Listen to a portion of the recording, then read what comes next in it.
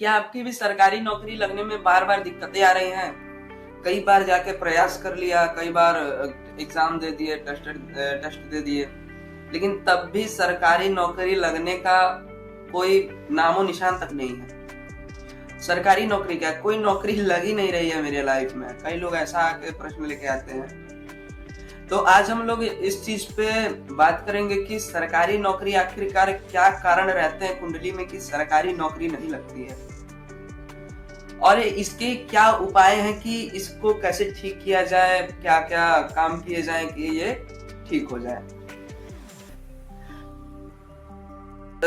सरकारी नौकरी को सूर्य रिप्रेजेंट करता है, मतलब मान लीजिए कि 75% काम सूर्य करता है आपकी सरकारी नौकरी ना लगने में, ओनली इन एस्ट्रोलॉजी, ठीक है, सिर्फ ज्योतिष में। बाकी आपकी मेहनत आपके तरफ है। ज्योतिष सिर्फ आपकी जिंदगी में 40% वर्क करता है, और वो 40% भी रहना बहुत जरूरी है, क्योंकि 100% रहेगा तभी नौकरी लगेगी। बाकी 60% आपकी मेहनत है खुद की।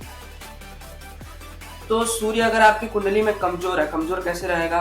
पहली चीज कम डिग्री का रहना, दूसरी चीज वो शत्रु के भाव में जाके बैठ गया है, और तीसरा मुख्य कारण है कि उस पे किसी पापक ग्रह की दृष्टि पड़ गई। जैसे पापक ग्रह कौन कौन से हैं? शनि, राहु, केतु, ये सब पापक ग्रह हैं। तो उनकी दृष्टि पड़ जाना सूर्य को अपने पावर कम कर लेता है सूर्य, ठीक है। अब आप लोग डिग्री नहीं समझ रहे होंगे, तो इस पे मैं एक अलग से डिटेल्ड वीडियो बनाऊंगा जिसपे मैं आपको डिग्री के बारे में भी समझाऊंगा। तो ये हम लोगों के सूर्य के मुख्य कारण हो गए कि सूर्य अगर कमजोर रहता है तो सरकारी नौकरी लगने में बाधाएं उत्पन्न होती हैं।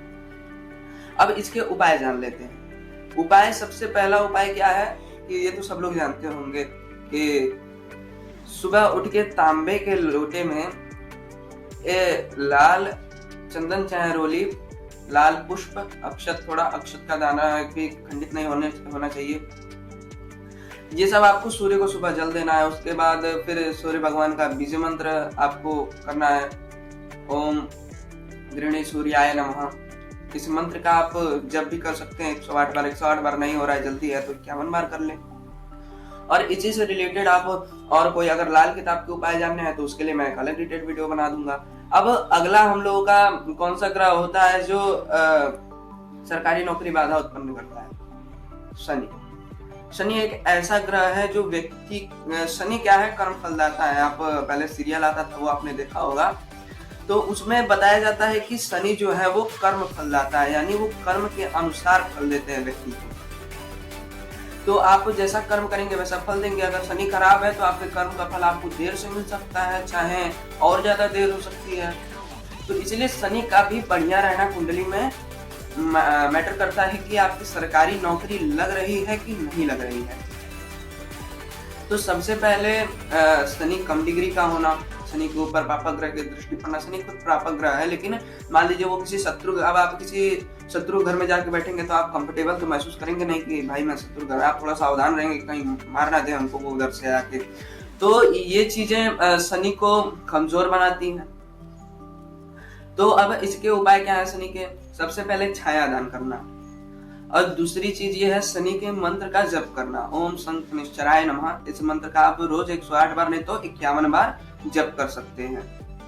इसके पश्चात रोज हनुमान मंदिर जाइए, हनुमान चालीसा का पाठ करिए, क्योंकि शनिदेव के गुरु कौन है? हनुमान जी। तो गुरु की बात चेला हमेशा मानता है, तो इसके लिए आपको शनि का उपाय भी करना चाहिए, क्योंकि सरकारी नौकरी।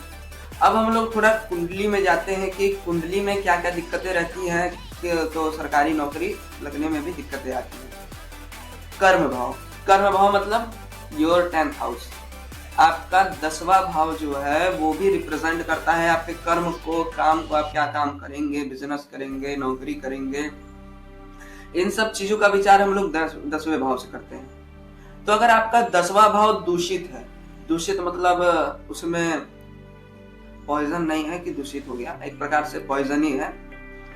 पॉइजन कैसे हो गया उसमें, दूषित कैसे हो गया?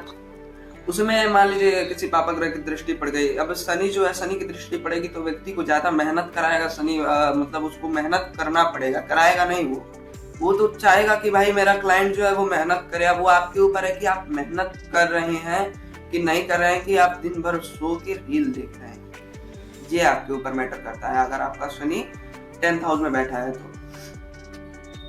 और अगर 10th हाउस दूषित कैसे हो सकता है? राहु केतु की दृष्टि पड़ना, राहु केतु वहीं पे जाके बैठ जाना, 10th हाउस का मालिक जो है वो पीड़ित होना। अब मान लीजिए 10th हाउस का मालिक जो है वो सूर्य है, अब सूर्य जाके अपने पापक ग्रह की दृष्टि में, पापक ग्रह के राशि में बैठ गया है, तो ये भी 10th हाउस को कमजोर कर देता है। अब मान लीजिए आपके नौकरी वाला भाव कमजोर हो जाएगा तो आपकी नौकरी उतनी आसानी से लगेगी।